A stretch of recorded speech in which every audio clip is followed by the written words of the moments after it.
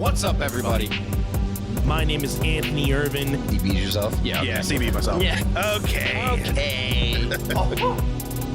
I'm Jim Green. Don't even need a hit of traffic light. Okay, good. Welcome to One set. What's up, everybody? How we doing? Jim Green here, along with my co-host, Mr. Anthony Irvin, my best friend. Welcome to the One Set Podcast. My brother, how are you? I'd ask you about this past weekend, but I think the both of us would bore everybody with the details on that. So we're going to skip that one this time around, if that's cool. Yeah, I mean, there wasn't really much happening. I think we both had low-key weekends, just spending time with the family. I got to celebrate my dad's birthday. So, shouts out to my dad. Happy birthday again. Other than that, just a really low-key weekend. I'm sure on the same thing on your front as well. Yeah. The previous weekend, I was at the beach with my SO and my younger sister and my parents. And in the next couple weekends, actually, I have a show that actually kind of just fell into my lap. And I'm like, if I have time to prepare. So I actually, started working out, going back to the gym like a few weeks ago. So I'm like, you know what? I don't want to put myself down and say, yeah, I'm not ready because like just turned 36. So I was like, I'm not going to be doing this forever. So I said yes. And I've been prepping. I've been getting up early, going to the gym, which, by the way, morning workouts, I don't know if I talked about them previously, but dang, they are another beast. And Yeah, they really are. We will get back to that later on in the episode. Maybe. I mean, we're going to talk about it, but you might not hear about it unless you sign up for our Patreon, which if you're interested, Patreon, comment in the comments below. All right. It's a very limited, exclusive opportunity to join in on myself and Anthony. But yeah, dude, let's talk about Jason Kelce, and I'm gonna leave it to you if you're cool with that. Yeah, man. Again, this is coming out on a Friday. We're shooting this a little after midnight going into Tuesday, March 14th.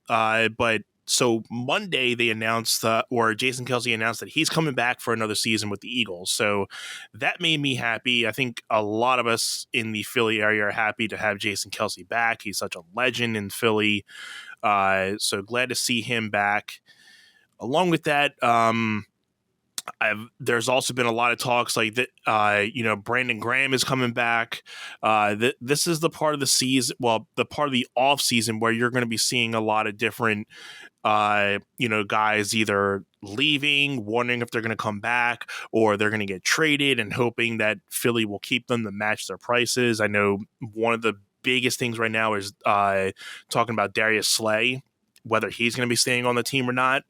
That's been the talk of the town as well. I hope we can keep him because, again, at the end of the day, it's a business. So the guys are going to take their best offers with what their agents and everything going on the behind the scenes there. They're going to take the best offers, obviously. But hopefully we can keep a lot of the same guys. And plus we have some good draft picks coming. There's a couple good guys coming into the draft, I think. I don't know off the top of my head what our draft picks are, but I think we got a top 10 draft pick. I think so, if I'm not mistaken. We'll have to, do some searching for that if so. But yeah, and then another thing in the news, I think we were talking about off air as well, is Adam Thielen had just got released from the Minnesota Vikings. So I instantly was like, why can't the Eagles pick him up? He was an awesome wide receiver. And not that we don't need another wide receiver. We already have A.J. Brown and Devontae Smith, who were killing it this year, along with other of our wide receivers. But he would just add that third wide receiver spot, and we would just be a banging wide receiver team if we had him. So it poses the question, why was he released? Because if he's That's that the thing. good, I do not know why. and maybe because he doesn't work well with others, like he's not a team player. So we got to be careful if he's because it's like Terrell Owens. Like, could be that. It could be a bit. Yeah, it could be that. It could be a cap space thing. It could be business related. It could be something. I don't know. Didn't really get too much in. I didn't really go too far digging into it. But yeah, that's always something you got to worry about, especially like you were saying, like the Terrell Owens type of thing. He a great athlete, but sometimes he was a little bit of a troublemaker on the off the field sometimes, and like to kind of be in the limelight. And Deshaun Jackson, not much different. Like, yes, that too. I mean, you have to balance cockiness, confidence, and being humble, and that it's a very tough thing to do. I mean, for all of us, it's a real thing because you have to be cocky sometimes. You have to be confident a lot of the times, and you have to be humble the most, because you have to understand, even if I feel like, oh yeah, hey, and I'm throwing my shoulders around, and even if you're like, no, my content's great, you have to understand I might feel good about myself, but I have to understand there's a lot of other good talent out there, and there's people that can't wrap their brains around that because they're just too self-absorbed or egotistical, and it's tough, especially for professional athletes making the kind of money that they are, right? Yeah, absolutely. Or putting up the numbers that they are, and I get that. Like, when you're really good, you're really good. The easiest thing we can say is Tom Brady, right?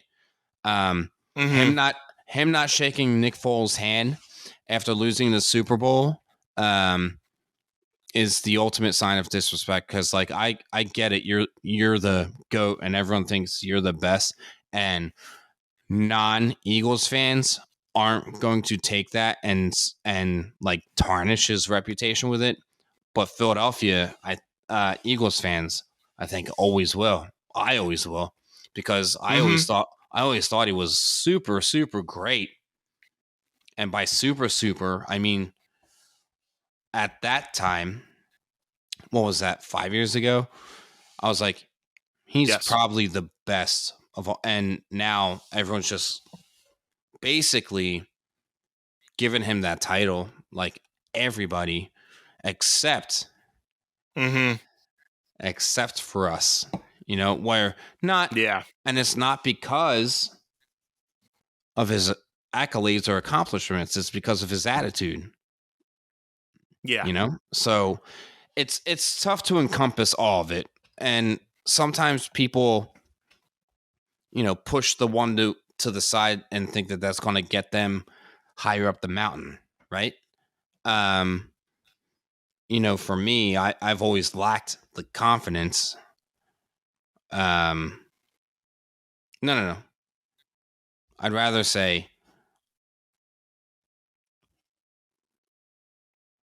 wow, this is a whole story in itself. And I'm going to insert this as fast as I can. And I think I've mentioned this in earlier episodes. When I was young in dance and I started getting decent, my mother said to me, if your head gets too big for your shoulders, I will knock it right off of you. So that super humbled me to the point where I didn't lose confidence. I still felt like if she said that to me, I knew she said it for a reason, but it Mhm. eliminated my cockiness to like Yeah. to a point that was good until the point where that level of humble superseded my confidence for so long that I couldn't get past it. I Mhm. like I always just felt like I better not feel too great about myself. So I always felt like for the past 20 some years, like I better always feel like I'm just reaching all the time. Like I'm reaching and I'm reaching. Try hard, Mhm. put the effort in. Um, but don't ever be too good, which sometimes was bad because I turned around to her so many years later and she's like, I don't understand why you don't realize how good that you are. And I was like, remember this? And then I told her, and then she was like, I wish I never said that. Wish I never said that. Like, it's, yeah, that's a lot of the Yeah. dynamic of who I am because um cockiness, confidence, um humbleness. Humbleness. I didn't know humbleness was a word, so I was like refusing to say it because I didn't want to sound It sounded good to me. So let's just roll with it. It's fine. yeah. Let's just say your level of being confident, your level of being cocky, and your level of being humble. There's a tier system and they're constantly rotating. And I think that the most successful people know how to navigate that tier rotation. So it's important Mhm. because, I mean, we talked about the Ocean City nightclub thing and the confidence that you had, Yeah. right? Right. And, Right. and my level of being humble, um, there was no cockiness, which at that age was a selling point because if you could be Mhm. cocky and confident, you know, I think teenagers want that more than, oh, I'm selling myself short because it's like, oh, miss me. Bye. Bye. Like, Bye. bye. See you never. I just want to move on to right. So I think that that's Yeah. where we got shut down because we were, and that's those two combinations are about being a nice guy, right? So Mhm. take cockiness and confidence and put them together in a word. Right. And to me, I mean, that's my take on it, if you don't mind. go ahead. Oh, Yeah, sorry. because no, I didn't have like a next step. I was just thinking and speaking. So if you have something to add to it, please, because I think I'm hitting some of the right notes. But if you have something to build on, I would love to hear it. No, no. I mean, I agree on it because even on and you were taking on like a dance level with it and sports wise, and from a music standpoint, I mean, who were the cockiest type of musicians, like quote unquote, usually the vocalist of the bands are usually like have the most cockiest attitudes because they're like the front runners. They think they're the front person of the band, but they don't have that equal parts of confidence, cockiness, and humbleness. Where yeah, you might be very talented, but you know there's a good sense of being confident and cocky, but then there's a bad sense of being in those two different realms too, where you're just being too egotistical. I think that's where the line of that is drawn, where it becomes more egotistical if you take that and plug it into those two terms. And I think that's where and on your fact that, like, how your mom was saying, keeping your head on your shoulders in a way. Mhm. And uh trust me, don't get me wrong, but I think it might have just probably slipped on you maybe a little bit different because, again, she's not the only person that's ever told you that, you know, you don't realize how good you are, because I've told you plenty of times. But I think we both come from the same aspect, is that we don't like showing off our talent, because we like to, you know, not show off, but we like to be that person in the background and let the other people kind of do that, you know, showing off, and then be like, had that person in the background, and then us coming in and being like, whoa, we didn't expect this coming from that person.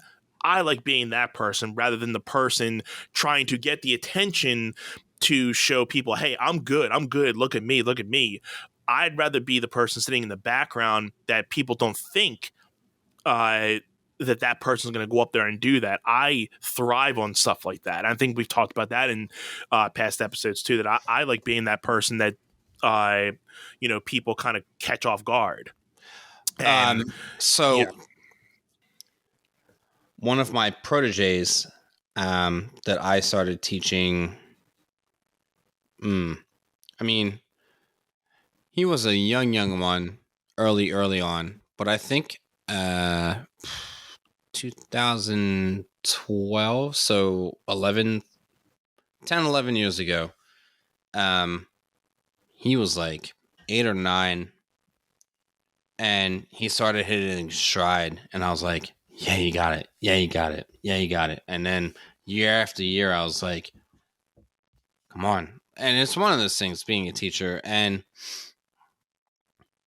I know I talk about male teachers, and I'm not like, wow, I guess I'm being sexist towards male students, but I don't like to talk about female students too much because I don't want it to come off inappropriately. So I feel Right. more comfortable this way, especially this is a family member of mine. So anyone that wants to try to troll me on this, not exactly. Left our studio, or was departed from studio is the proper send. Things got weird, ugly, nasty, because family is family sometimes, right? And you can't explain it, and for something that happened so long ago, especially with the progress that just happened, we can say, not that it didn't matter, but he is thriving currently, obviously. So he graduated from said high school, because I shouldn't name it, August of 22, and we're now in March of 23. He picked up a couple studios teaching. Granted, he does college too, full time. Made Dean's List. He took his first competition team to competition, like this past weekend was his first time. And Awesome. And was down in Virginia, which, like, you go down south, like that area, because his mom, and like, without throwing names out, anyone that hears and knows, is my cousin, was raving to my mom about this one studio, and my mom was like, what's the studio? And then, because he or my cousin had never been down that far for competition, never knew the likes of how competitive that it is. Yeah. My mom was like, oh yeah, we stopped going down there for a reason, because they're that good. She didn't say that, but our clientele, Right. it was real weird. We used to have parent meetings every year, and we would want to put our kids up against studios that were hard to make them work towards it. And we'd have parents that say, well, Yes. these other studios that are so good attend these competitions, And we don't want to pay for our kids to go here because they're going to lose. So find that balance. Never easy, ever. Right. Because I had a mentor of mine from 30 years ago almost, when I was younger, early on. He told me, yeah, I have a studio back home, and the objective is take them the one where they get spanked, take them the one where they spank everyone, and take them the one where they're in the middle of the road, so that it builds. Mm-hmm. What do we call it? CCH. CCH levels, yes. Yeah. Except, nowadays, getting beat once, a parent will be like, well, I need to start exploring my other options. Like it's not easy. I mean, yeah. Anyway, especially in today's world, because it's so like frowned upon today to kind of think of competition, because we're so in a zone now where everybody thinks everybody should be on the same level of getting a reward, where there's no more talk of like winner, second place, third, fourth. Like, no, everybody's a winner. I'm all about that and trying to teach young kids like that, everybody's a winner. But at that age, I think it's still appropriate to be like, okay, sometimes you can't always win. Sometimes you gotta be a loser. Like how Tom Segura usually says, like, sometimes you're a loser, and sometimes you're a winner, and it just builds character. I mean, I'm sure you have been in competitions where you weren't always the winner, you weren't always first place, you maybe got second, or there were times where you got last. There were times when I was playing sports where I wasn't the best person on the court. I may have definitely been intimidated by people that were on the court, or there were times where I felt very confident on the court and I had a very good game. But, there's levels to that. And I think, and again, not saying every parent is like that or kids. It's just, I think, from the stance that we're in today, it's more frowned upon to just say, oh, let's just have everybody say that everybody's a winner. Where when we were growing up, you were more tainted in the fact of saying that, okay, well, you have your winners, your losers, and sometimes you're going to be a loser, sometimes you're going to be a winner. And I think, everybody is, like how you were just saying that, like, oh, if we lose one competition, then somebody's going to complain about that. Like, no, like, you should think on the fact that, like, okay, well, if you're getting beat, that should make you want to work harder to beat that competition so you can beat them later. But not everybody has that mentality. Okay, so if you want me to talk on this, I will, as a previous studio owner. And if anyone hears this and wants to say, you weren't an owner, I was. And I managed a team, and I watched all of this unfold, and I know what happens. Especially nowadays, in the last 10 years, competitions had to find a way to hold on, let me think of this. Battle of the Bands? Yes. Okay. Did they ever have like levels of that, like amateur, intermediate, advanced Battle of the Bands? The very few that I was in, no, it was more like you had X amount of bands on a bill, and it was popularity contest. Basically, if you brought out your people, these people brought out their people. You play your set and then at the end of the night, okay, who likes this band? Their fans scream. Who like this band? Their fans scream. So it's more of like Sure. who, and then you have a panel of judges, and you do the whole thing with that too. So there was never really like, okay, well, we want to make sure that we separate the good bands from the mediocre, to that you just played with a bunch of different people, and that was your competition.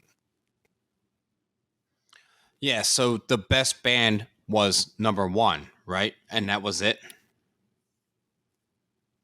More times out of 10, yeah. If they were seasoned, and they knew if they were good and seasoned, and you were just like a new band coming in, didn't really have much experience and not really played live before, you definitely weren't going to win the competition. And if you didn't have a following, you definitely weren't. So you definitely had to have the full package. So you could say politics were involved, right? Oh, absolutely. A little bit. Yes. Because of the following. Okay. Little bit. Yeah. Let's move on to business model, right? Because it used to just be you'd enter your kid into this genre in this age, and everyone used to compete against each other. Mm-hmm. So after the 90s ended and we started entering, 2000s were just kind of like, wow, the internet is really exposing everything. Everything has to change. So after 2010, it was like, well, let's take our competition and say, hey, you can enter in novice or intermediate or advanced. So now you can win first place against everyone in the novice division. Which, yeah, I agree with to an extent. And I say that not because I'm old and crotchety, because I had to do it the old school way. Wow. Approaching 40, here I go. Intermediate, and I'll get to why I don't like it in a second. Intermediates, and it's really based on how many hours you spend in the studio training is what, and yes. but they leave it up to the studio director to enter it. So here's where it gets fun. The advanced division's over here. Okay. Where if you want your, this is advanced. This is advanced, right? If you're over here, okay, that means you have the best level of cockiness, confidence, and humbleness. You have the best level of cocky, confident, humble. This is where you live. If you don't, you live either here or here. And I also need to incorporate the level of experience. I'm sorry. I apologize. I'm not offending anyone. Because if you are young, or if you are 14 or 15 years old and saying, I want to dance and I want to go on stage, you're a novice. You're over here. And there's nothing wrong with that. And I adore that and appreciate that. And I don't mean adore like when you and I used to be called cute and we were like, well, why aren't we hot or sexy? That's slump rude, right? No, it's... Yeah. If you're a teenager that says, I want to start trying dance, and you get set on stage in novice, that is not a knock, and you should do it. No, everybody's got to start somewhere. Now, this is where it gets fun. If you are this level because you train this many hours, but your studio director enters you over here, and I'm not going to name call anyone because I used to work for people like this, or if your kids are this level good, but you want to enter them over here, and they put them in, right? It's because they want to get the high scores to make them look good. And I'm like, yes, you're full. Whoopsie. and you have more of the experience to know when that's happening because you've been bred into competition since you were a young kid, so you kind of can pick out the ones that are kind of swaying the things to be like, okay, like if they're advanced, they shouldn't be in that type of uh section because they are definitely over the level of tier that they're in. You kind of know what they're trying to do, or at least that. So I mean, and that's definitely happened in like a lot of different basketball situations for me too, where there was a team that was definitely a lot more advanced than what we was in our playing field, but it was more like they like had kids that were huge for their age and more advanced, but they were playing us and we couldn't even handle them, but they were winning every year because of that. Sure. So Yeah. again, like we were saying, it happens anywhere and everywhere. And It's a shame. It's unfortunate. I was explaining that trifecta model to you because one, and I know I said, yeah, studios have done that and I've seen it. I've worked for the one, sat at a recital rehearsal and watched this beautiful trio on stage. And I turned around to my boss and I was like, oh, wow. And she went, yeah, that's intermediate too. And I was just like, that's okay. But, Yeah. and maybe this is where people hate me because I'm trying to be like reasonable rather than cheat. Because Yeah. this whole triple tier thing, number one is competition's ways of giving away more first place awards and more top awards because people started driving away from it because they were losing and everybody wants a participation trophy, right? So for this, like, I don't disagree with it, but when people are placed in the wrong division, like, I think it's up to the competition and the judges at the competition to move them and be like, you don't belong here. You need to be over there, and we're critiquing you over there, rather than, oh, wow, you're intermediate, and then they win first place and just spank everyone because they should be in advance, but they're in intermediate, or they're in intermediate, or they're in novice, which is like beginner. Yeah. But there's no way for the competitions to prove if this kid trains this many hours in the studio or has this many Right. years of experience because everybody lies. And that's what it's coming. That's what it like. That's what, and that's why I am so glad to be gone from it because it's just nonsense anymore. It's silly. Yeah, there's politics and everything, and it's unfortunate when it gets to that point with a lot of because at the end of the day, in that level, it should be about the kids. When you get politics and like the parent thing, and we didn't even talk about like the parent stuff, and my kid should be doing this, my kid should be doing that, but like at the end and it's like with sports and playoffs, my kid should be getting this amount of time, why isn't my kid doing this? Like at the end of the day, it's for the kids. uh they're there to have a good time.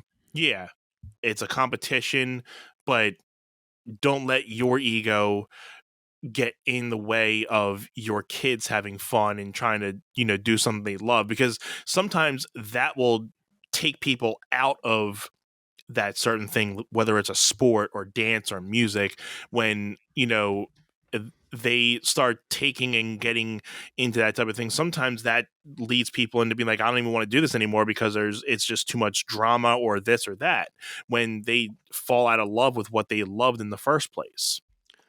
Yeah, it's I've just seen a lot of rotten, and I'm not saying I'm perfect.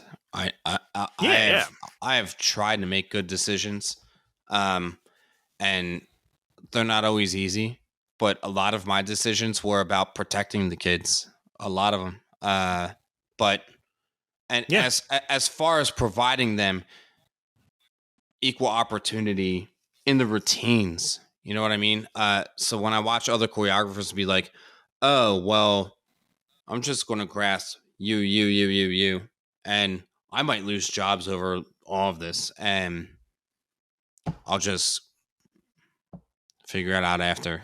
But I know it's not simple. I know it's not easy. I've been there from the director perspective, and I've dealt with plenty of parents that are like, we're paying you this. And I'm like, you think the other parents aren't paying us things and have demands? It's tough because nobody wants to hear it because it's not about their own child. It's like I've always walked in a room and said, who's hungry? Who wants this? Yeah. And I've also had not older. I shouldn't say older because I've had more advanced younger kids and their parents say, why am I dancing with these people over here? That's fun because we're supposed to be building a team, right? Yeah. Why are you playing with you? Why are you playing why are these kids playing with these kids? And it's very I know the individual parent might try to comprehend it, but it's very taxing, you know? And for as long as we tried and we had our flaws, absolutely. But watching it from the outside now because I don't have my own studio and I'm watching this studio director try to figure this out and this studio and like watching or listening to kids subtly speak on the outside. I mean, everyone's going to talk. Like, don't absorb everything and just brush it away. Yeah, it's a lot. It's a lot. But anyway, I should get back to what I was talking about. My guy and I'm going to say his name because I think anyone that is paying attention knows his name is Matt. Shout out to Matt. He just his first competition choreographing at a studio that he just started at in September. So with them 6 months, maybe 7, 8, not even. Went to Virginia where it is so, and this is what I was saying. There's this studio that was at that competition down there that my cousin was like, there's a studio that just blew, and my mom and I were like, we know who they are because they don't know that demographic because we avoided them because the clientele was like, oh no, don't take us where we're going to just blow our money away. And it was like, wow, okay, cool. And that's why I was like, dum. And that's why we got into tears. Anyway, Matt, the awards I could list, you wouldn't understand, but it's a list of stuff that I would thrive to win now. And I'm twice his age. So, shout out to you, my man. Anthony and I think I can speak on Anthony, and he said shout out to you. But I have spoken life to him about your journey for so long, and all the love to you, man. And we hope to see you soon. Yeah, man. Congrats to him. Again, like you said, I've always, seen him just from when he was a young kid and now to what he is now, and he's just grown under your guidance over the last couple of years, and he has a lot of things going for him, and I'm looking forward to this next level that he's that you've been telling me that he's getting into, and just from the fact that he's already starting off on a good foot, the sky's the limit for him. So for sure, congrats, buddy. Good luck with everything. Yeah, man. And I told him, I was like, dude, you set the bar so high for yourself. good luck. Yeah. I mean, Yeah. sky's the limit, and shoot for it for sure. But if he's getting here now, he's got a lot ahead for him, and it's going to be wild. Whew, I can't wait. Absolutely. Absolutely. Anything else you want to touch on before we jump off? I know I just jumped into kind of a little bit of a tangent on all of that. Yeah, no. It was cool to kind of dissect a couple things for this episode, and we found a balance between our CCH levels this episode. So, if anybody has any more questions about that, feel free to go over to our Patreon page, patreon.com/onesetpod, and we will be giving a full discussion on that. Yeah, see y'all soon. Here we go. Absolutely. Thank you so much, brother. I know we recorded the March Madness one right before this, and it is almost 2 a.m., so I want to get us out of here. I had something in mind to talk about, but I think these segments we might want to hold off on until after the March Madness is over, if you're cool with that. Like, the March Madness will be the, like, short segments for now. I mean, I have them, and like I said, we might get in trouble. But if you want to see us get in trouble, or almost see our significant others leave us, sign up on or Patreon. On the borderline, yeah. Yeah, so patreon.com/OneSetPod is where you can find that, because once we do this is when we get real with each other, and it gets real, people.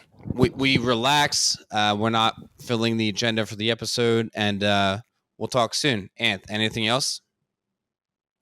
I love you, buddy, and this has been One Set. I love you, bro. Thank you so much, everyone tuning in. We all love you, and see you next time. All right?